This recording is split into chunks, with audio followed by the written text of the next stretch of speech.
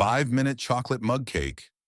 There are a lot of 5-minute cake in a mug recipes out there, but I've taken the time to experiment with 8 variations on a recipe to come up with the best, tastiest, and most reliable 5-minute chocolate cake on the web. This quick and easy chocolate cake recipe will change your life. Now you can have a rich chocolate dessert in an instant. So grab a big mug, I link to my favorite in the next step, and get ready to make a new kind of cupcake, the cake in a cup. Step 1. Supplies. Step 2. Tools. Tools, mug, digital scale, microwave. Ingredients.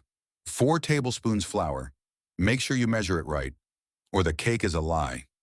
4 tablespoons sugar, 1 tablespoon unsweetened cocoa, 2 tablespoons whisked egg.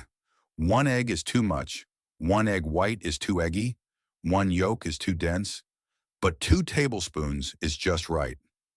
3 tablespoons milk, 3 tablespoons oil, 3 tablespoons chocolate chips, splash vanilla or other flavoring. Try peppermint or cinnamon. For a fudgier version, omit the egg. Step 4. Mix your ingredients. Add all of the dry ingredients to the mug and mix. Add the egg and combine well. It gets pretty pasty at the point. Stir in milk and oil. Add chocolate chips and a splash of vanilla. Stir well.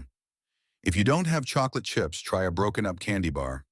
I can't stress how much this amps the awesomeness of your cake. Step 5. Nuke it.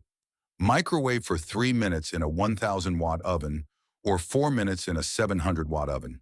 It will start to crown over the top of the mug. Don't panic. It will collapse once the heat stops. Step 6. Experiment. Some people have had mixed results with the final texture of this cake. This cake is tricky, mostly because of people's microwaves all being different. I experimented a lot with the amounts of different ingredients.